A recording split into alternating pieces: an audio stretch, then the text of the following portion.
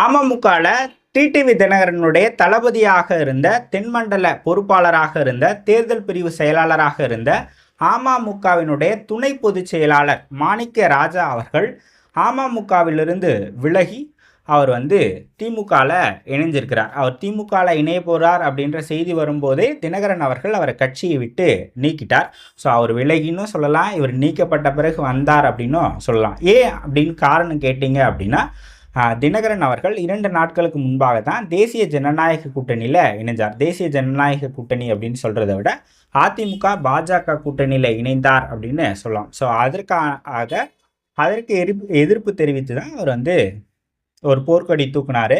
So அதன் பிறகு அவர் கட்சியிலிருந்து நீக்கப்பட்டார். அவர் திமுகவுக்கும் வந்துட்டார். யார் இந்த மாணிக்க ராஜா அப்படின்னு பார்த்தீங்கன்னா, தினகரனுடைய 25 ஆண்டு கால நண்பர். அவர் நிறைய பேட்டிகள்லாம் இது வரைக்கும் கொடுத்ததே இல்லை. நியூஸ் 7ல் ஒரே ஒரு பேட்டி கொடுத்துருக்கிறார்.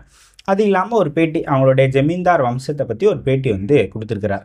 அதில் நான் தெரிஞ்சுக்கிட்ட ஒரு சில தகவல்கள் அவரை பற்றி இருக்குது. அதை பற்றி நம்ம முதல்ல பார்ப்போம். மாணிக்க ராஜா ஜமீன்தார் வம்சத்தை சேர்ந்தவர். அவங்களுடைய தாத்தா ஜமீன்தாராக இருந்தவர்.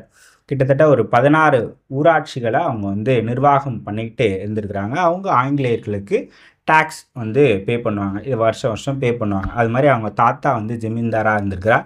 அவருடைய தந்தை ஜமீன்தாராக இருந்திருக்கிறார். அவங்க தாத்தாவுக்கு 2 ஒய்ஃப், இவங்க அப்பாவுக்கும் 2 ஒய்ஃப். இவங்க கூட பிறந்தவர், இப்போ மாணிக்க ராஜா அவர்களோடு கூட பிறந்தவங்க 13 பேர் அப்படின்னு சொல்கிறாங்க. இவர் 5ஆவது நபர்.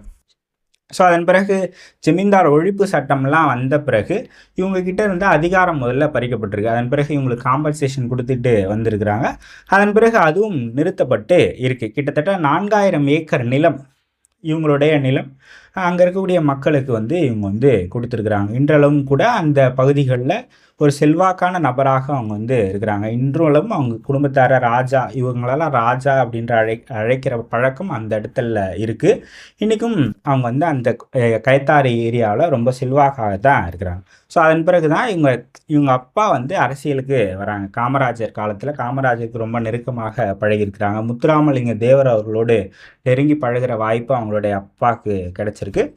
ஸோ அதன் பிறகு தான் அவங்க அரசியலுக்கு வராங்க. அவங்க அப்பா அவங்க பகுதிகளில் சேர்மனாக ஃபஸ்ட் பஞ்சாயத்து தலைவராக இருந்திருக்கிறார். அதன் பிறகு சேர்மனாக இருந்திருக்கிறார்.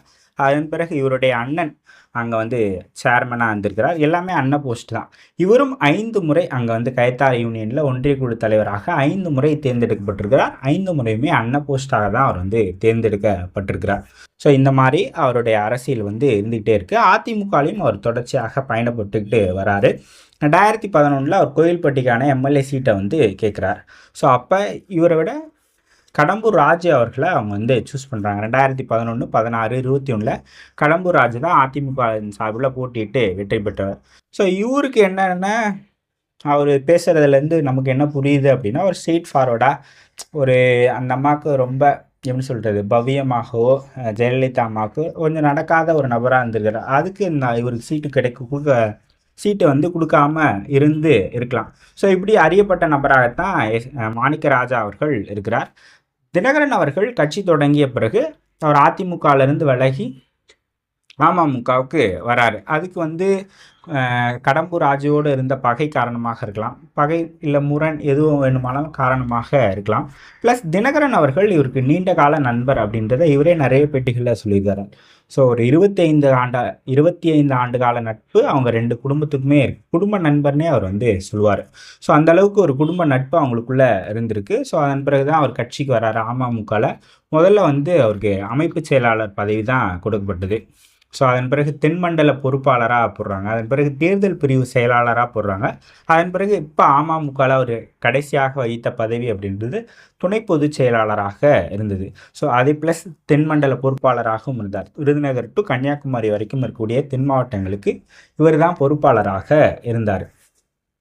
ஸோ அதே மாதிரி தான் 2021 தேர்தல் எடுத்துட்டிங்கன்னா, தினகரன் ஆர்கே நகரில் தான் 2016க்கு அப்புறமாக நடந்த இடைத்தேர்தலில் போட்டிட்டு வெற்றி பெற்றார்.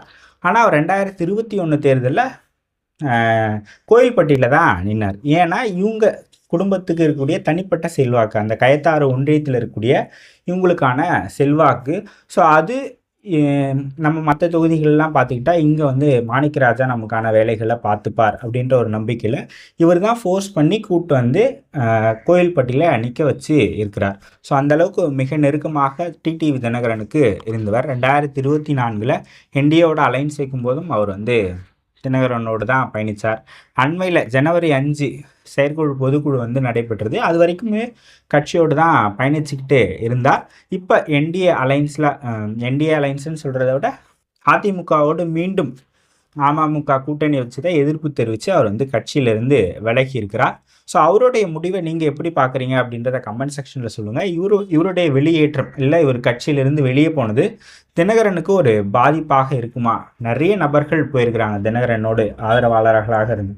தங்கத்தமிழ்ச்செல்வன், செந்தில் பாலாஜி, பழனியப்பன், அதுக்கப்புறமாக வந்து நாஞ்சில் சம்பத் அவர்கள், இந்த மாதிரி எண்ணற்ற நபர்கள் தினகரனுக்கு பக்கபலமாக இருந்த, தினகரனுடைய தளபதிகளாக இருந்த எண்ணற்ற நபர்கள் தினகரனை விட்டு வெளியேறினாலும் கூட ஒரு 8 ஆண்டு காலம் அவரோடவே பயணித்தவர் என்னுடைய நண்பர், அவருக்கு நான் ரொம்ப விசுவாசமாக இருப்பேன் அப்படின்லாம் நிறைய பேட்டிகளில் மாணிக்கராஜா அவர்கள் சொல்லியிருக்கிறாங்க.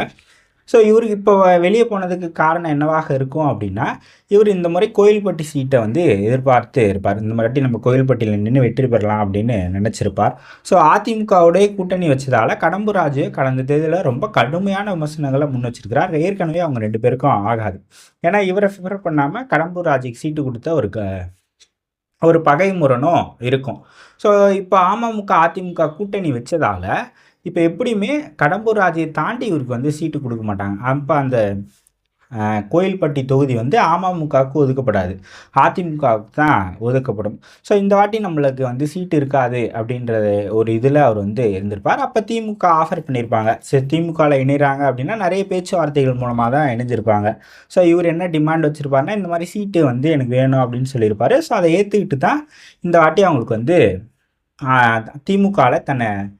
திமுகவில் இணைச்சிருப்பாங்க மாணிக்க ராஜா அவர்கள். ஏன்னா அவங்களுக்கு ஒரு தனிப்பட்ட செல்வாக்கு வந்து கயத்தாறு ஒன்றியத்தில் இருக்குது. ஸோ அது நமக்கு வந்து பயன்படும். போன வாட்டி இழந்த சீட்டை இந்த வாட்டி திமுக ஜெயிக்குது அப்படின்னா அவங்க ஆப்வியஸாக ஏற்றுக்க தான் செய்வாங்க. ஸோ அவர் வெளியேறினதுக்கு இதுதான் காரணமாக இருக்கும் அப்படின்ட்டு நான் நினைக்கிறேன். நீங்கள் என்ன நினைக்கிறீங்க அப்படின்றத கமெண்ட் செக்ஷனில் சொல்லுங்கள். 2026 தேர்தல் குறித்தான செய்திகளை தெரிஞ்சுக்கணும் அப்படின்னு நினச்சிங்க அப்படின்னா எங்களுடைய சாரல் துளி சேனலை சப்ஸ்கிரைப் பண்ணுங்கள். நன்றி, வணக்கம்.